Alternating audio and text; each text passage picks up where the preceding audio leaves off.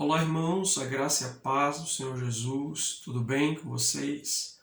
Espero que este devocional encontre você bem, gozando de alegria da presença do Senhor. E o texto que nós vamos ler hoje, ele está no livro de Mateus, capítulo de número 11, do versículo 16 até o versículo 19. E antes de lê-lo, eu já quero recomendar que você comece lendo desde o versículo 1, para que você possa entender todo o contexto que Jesus está falando. Aqui, Jesus se encontra com os discípulos de João Batista, depois dele ter sido preso, e eles perguntam, olha, o João mandou perguntar se você é aquele que vinha ou a gente vai ter que esperar outro. E Jesus diz, olha, voltem para João e falem para ele, contem aquilo que vocês estão vendo. Contem tudo aquilo que vocês estão vendo. E de repente Jesus mostrou uma lista de coisas que estava acontecendo e os discípulos de João saíram para ali para contar a resposta para o seu mestre. E Jesus começa a trazer um discurso interessante e que parece muito conosco, com essa geração. Nós somos, por excelência, uma geração insatisfeita. Nós constantemente estamos insatisfeitos com tanta coisa e é sobre isso que eu quero compartilhar com vocês para que a gente possa meditar, para que possamos aquecer o nosso coração com essa meditação e o Senhor possa trazer luz e nos ajudar a nos corrigirmos. Amém? Então vamos ler o texto. Mateus, capítulo 11, versos 16 ao versículo 19. E a minha versão eu estou lendo na versão da Bíblia A Mensagem, tá? Então pode parecer um pouco diferente da sua, mas é o mesmo texto. Com que posso comparar esta geração? As pessoas se comportam como crianças mimadas, reclamando dos pais. Queremos pular corda, mas vocês estão sempre cansados.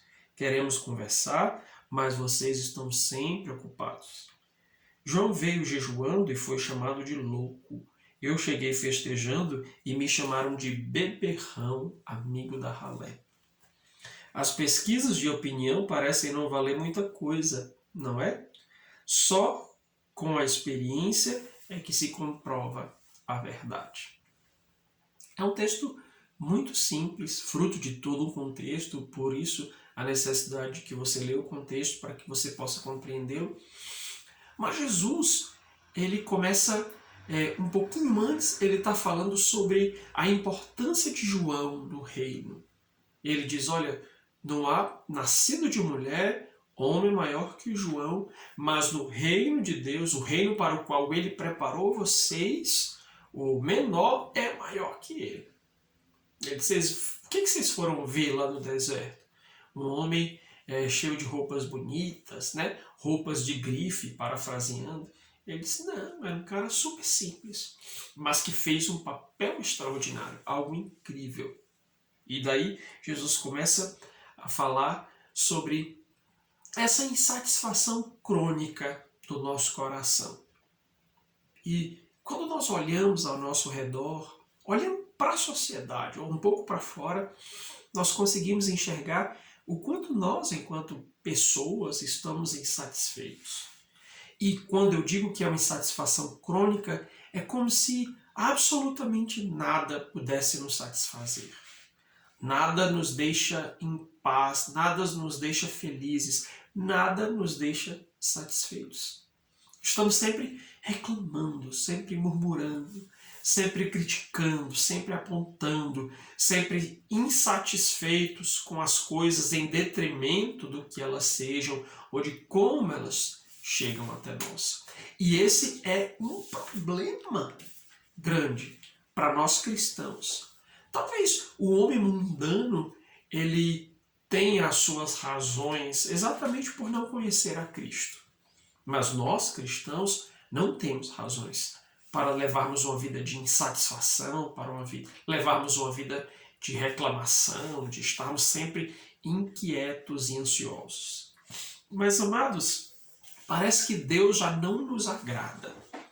E essa frase, quando eu penso a respeito dela, ela parece um despautério. Deus já não nos agrada em absolutamente nada. Nada que Ele faça nos deixa satisfeitos. E aí eu já trago para vocês uma coisa tão simples que eu tenho ouvido esses dias. Inclusive eu ouvi de uma senhorinha, quando ela falou, nós realmente somos muito insatisfeitos. Se Deus manda frio, a gente reclama do frio, porque o frio incomoda, porque os pés gelam, porque as mãos ficam geladas, porque tem que usar muita roupa. E aí quando Deus manda calor, a gente reclama, porque tem que suar, porque vai ficar fedendo, por isso, por aquilo. Né? E claro, isso é algo muito trivial, mas é apenas um dos sintomas ou uma das expressões dessa insatisfação que nos acomete enquanto sociedade e enquanto cristãos. Essa é a parte mais complicada, porque nós não podemos estar tão insatisfeitos e com essa sensação de que Deus já não nos está agradando em absolutamente nada. Nos comportamos, aí eu uso o texto, como Jesus disse, como crianças mimadas e queremos que Deus esteja ao nosso serviço. Ou seja, Ele tem que fazer tudo aquilo que nós queremos, como queremos, quando queremos. Ou seja, o que, quando e como.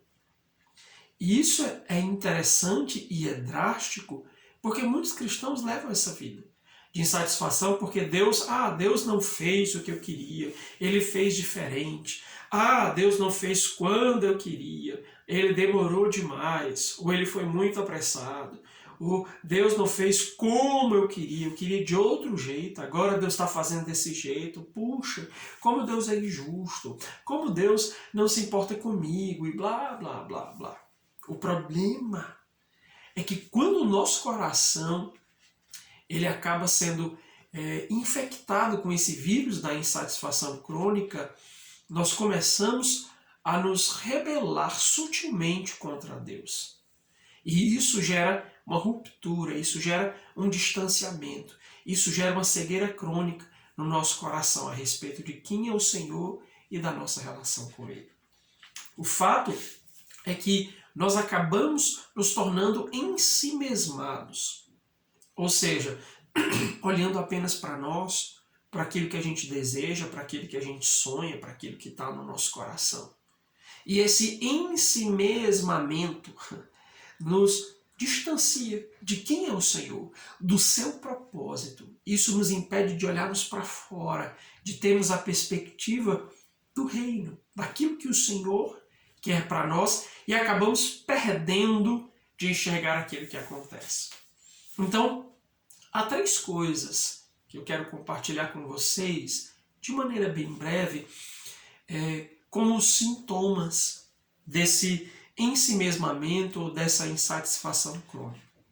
O primeiro sintoma é que, por estarmos tão mimados, tão ensimesmados, nós não criamos, não geramos, não alimentamos expectativas naquilo que Deus diz que vai fazer.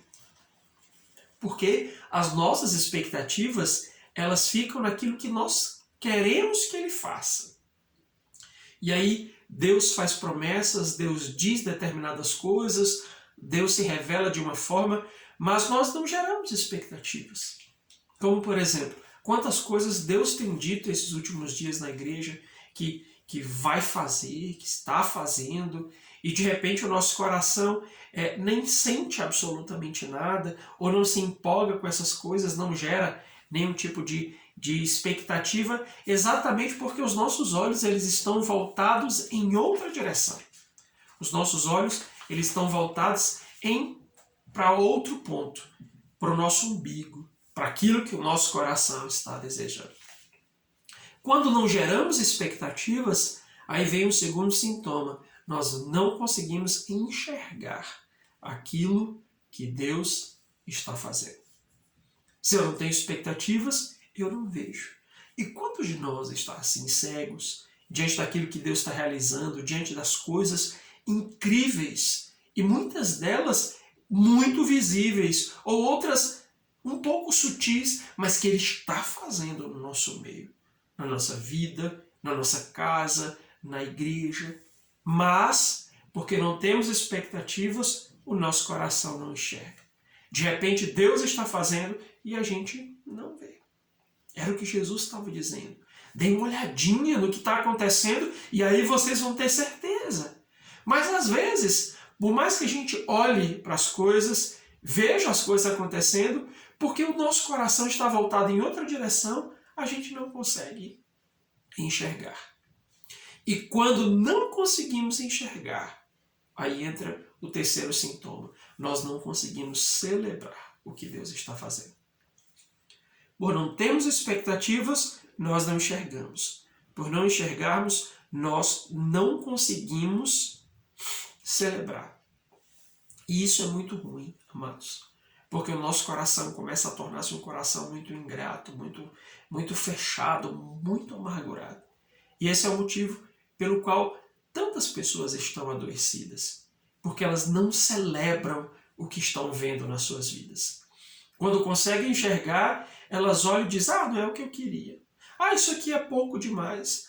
Deus não fez como eu desejava. Já passou do tempo. Eu queria naquela época. Deus não fez agora. Para mim não faz sentido. Ou seja, somos essa geração mimada. Essa geração em si mesmada, cujo desejo é que Deus faça no nosso tempo o que queremos e da maneira como desejamos. E nunca vai ser assim.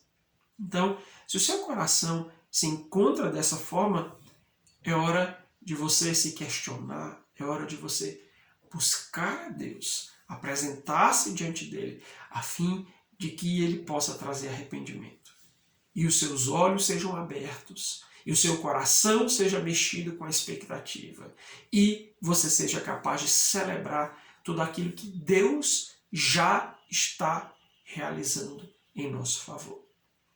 Meus amados, que em nome de Jesus, o seu coração medite nessa palavra, leia o texto, alimente-se dessas verdades, para que nós possamos nos livrar do vírus da insatisfação na nossa vida. Amém? Deus te abençoe em nome de Jesus.